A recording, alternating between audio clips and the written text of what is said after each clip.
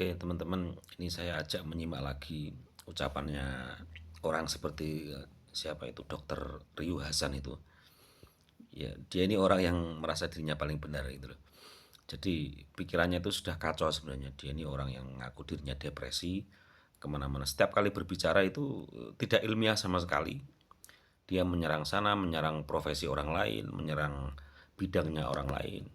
Terus menganggap dirinya paling benar hanya berdasarkan atau dia anggap dirinya itu selalu ilmiah. Ilmiah itu ya fakta-fakta dan sebagainya. Padahal fakta itu kan bisa dipilih-pilih sebenarnya. Misalnya ada fakta 5 warna, dia milih warna hijau tok gitu. Bisa saja seperti itu. Nah, dia lupa kalau fakta itu juga tergantung dari mata dia melihat sejauh mana fakta itu. Oke, ini contohnya ya video tentang komentar dia tentang seniman dan tentang filosof. Yang namanya filsuf itu ya, orang filsuf itu ya, berfilsafat itu karena nganggur gitu. Ya iyalah, coba bayangan Aristoteles gitu ya, terus kemudian Plato, lah mereka orang-orang nganggur, mikir ini gimana, dunia ini awalnya gimana, nganggur mereka. Seniman itu ya yang misalkan menghasilkan karya seni 20.000 tahun yang lalu di gua-gua, itu pasti bukan pemburu dan bukan petani, mereka orang nganggur gambar di gua gitu deh. Jadi ya seniman itu orang nganggur ya. Ya, filsuf itu. Oke, ini yo, Cak Riyu yo. Jadi orang kalau hanya sekedar nganggur tapi tidak punya kebijaksanaan, dia tidak akan jadi filosof. Orang kalau hanya sekedar nganggur tapi tidak punya kreativitas, dia tidak akan jadi seniman. Jadi jangan kamu berbicara seniman adalah orang nganggur, karena nganggur tidak sama dengan otomatis menjadi seniman. Karena orang nganggur tidak sama dengan otomatis menjadi filosof. Karena untuk menjadi filosof itu membutuhkan waktu, membutuhkan proses berpikir, membuat premis-premis, menyimpulkan, meraba-raba kenyataan yang mereka alami, kontemplasi dan seterusnya. Banyak proses yang dilalui. Seniman juga seperti itu. Mereka membuat karya seni sesuai dengan yang mereka rasakan, mereka alami, pengalaman hidup. Banyak sekali. Kok kamu bilang nganggur itu loh? Apa kamu menilai karya orang itu hanya sekedar daripada pengangguran gitu? Ya, kalau nganggur itu kan gampang, tinggal diam terus merusak kiri kanan, mencuri, kriminal, ya. Itu pantas kamu bilang nganggur lah. Tapi orang sedang bekerja menggunakan akalnya. Kamu kan nggak tahu akal. Yang kamu tahu itu kan cuma otak gitu aja tuh. Otak, karena ilmu tentang otak yang nggak ada di otakmu yang itu kamu anggap nggak ada kan gitu. Itu Ryu Hasan itu. Orang sombong ini adalah orang sombong tekstualis, orang yang paling merasa dirinya paling benar, nggak ada bedanya dengan orang yang dia hina-hina itu.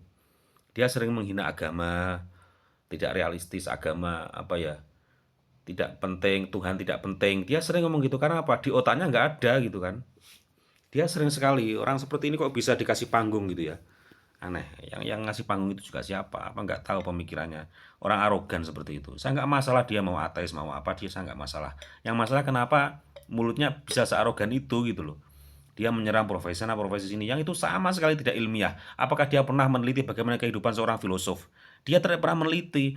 Dia tidak tahu fakta. Yang dia sebut fakta adalah apa yang terlihat di matanya itu tok. Yang tidak terlihat di matanya itu bukan fakta.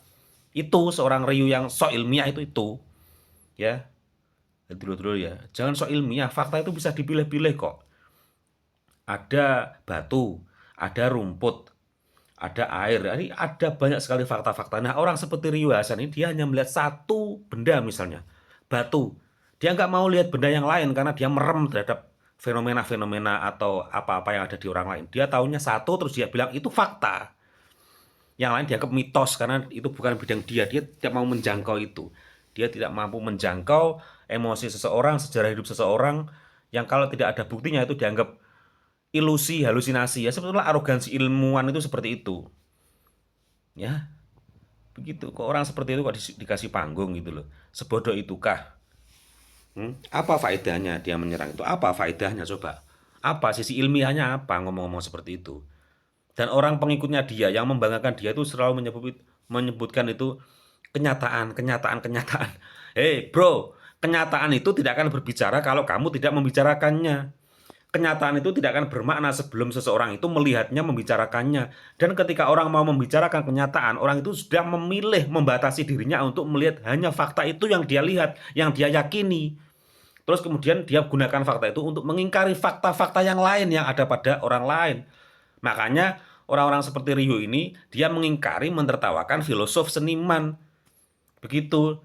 Terus mengvonis mereka itu orang-orang nganggur. Hei, kok nggak tahu bedanya Anda orang nganggur dengan orang bekerja itu? Anda nggak tahu. Soalnya yang kamu pikir kerja itu ya cuman kamu tok gitu, yang lain tuh nganggur gitu loh. Wong ilmuwan sekarang itu kan ilmiah itu kan juga lahirnya dari filsafat toh ya. Dari filsafatnya bisa lah lihat sejarahnya The Mother of Science itu apa. Filsafat awalnya orang itu berpikir sejauh mana yang bisa dijangkau. Kalau dulu teknologi belum maju ya orang menggunakan pikirannya. Kalaupun menduga-duga itu ya dugaan yang ilmiah, yang rasional ya dalam arti masuk akal atau tidak. Gitu, karena untuk bukti butuh alat, untuk membuktikan apa yang dipikirkan itu butuh alat. Plato memikir tentang apa roh itu berpisah dari jasad, dua hal yang berbeda dari jasad. Ya itu karena mereka berusaha untuk mencari makna dari apa yang dialami oleh seseorang gitu loh. Dan definisi ilmiah itu tidak hanya sifatnya positivistik. Ini muridnya Agus Kamto ini kayaknya, Agus Kom dari Prancis itu ya, yang membagi dunia itu menjadi 3 tahap itu. Yang terakhir tahap ketiga itu pokoknya tahap positivistik, di mana manusia itu hanya percaya pada kebenaran yang bisa dibuktikan, itu kebenaran positivistik gitu. Ada yang sifatnya kebenaran itu apa ya, politeis, terus monoteis, terus positivistik lah, itulah pokoknya pembagiannya itu. Itu mulailah arogansi orang-orang yang sok paling ilmiah itu dan meremehkan yang lain. Padahal dirinya sendiri itu loh nggak ilmiah. Kenapa kamu ada di dunia itu loh, sebabmu apa? Kamu melihat batokmu yang belakang apa itu? Punggungmu aja kamu nggak bisa kok. Kalau nggak dengan alat bantu yang lain, sosokan. Ya, teman-teman ya, ini pengikutnya ini juga banyak-banyak yang nggak jelas ini apa? Fakta-fakta, nggak tahu mereka itu fakta itu apa. Fakta itu nggak tergantung dari mata gitu loh. Yang kamu lihat melalui matamu itu fakta yang mana? Itu pilihan juga, bro.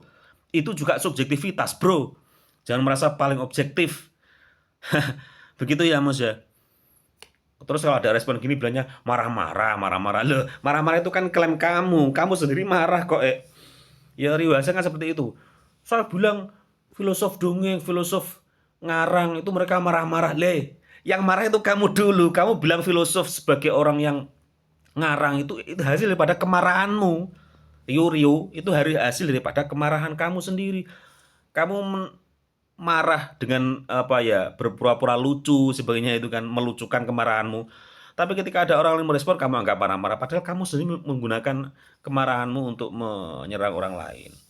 Begitu ya. Rio Hasan ini katanya sih anak daripada pendiri NU, Mbak Wahab Hasbullah. Ini nggak tahu kenapa dia jadi seperti itu. Dia mengingkari apa ya, pernah apa jenenge, ngaku di podcastnya siapa itu pernah ngomong misui apa ya, yes, orang tuanya lah pokoknya. Tapi dia sendiri menikmati hasil daripada hal-hal yang dia jelek-jelekan itu. Agama itu dijelek-jelekan, tapi hasil dari agama yang buat dia kaya, orang tuanya kaya, itu dinikmati juga sih. Ya seperti itulah orang depresi seperti Rio Hasan ini. Nggak jelas orang seperti itu, nggak jelas. Nggak bisa menghormati orang lain, nggak bisa berempati. Biasanya komentarnya selalu meremehkan, memandang sebelah mata. Ya, mari kita berpikir secara sehat, kita empati dengan orang lain. Profesi orang nggak usah dihina-hina, begitu loh. Oke, dan itu tidak keren kok.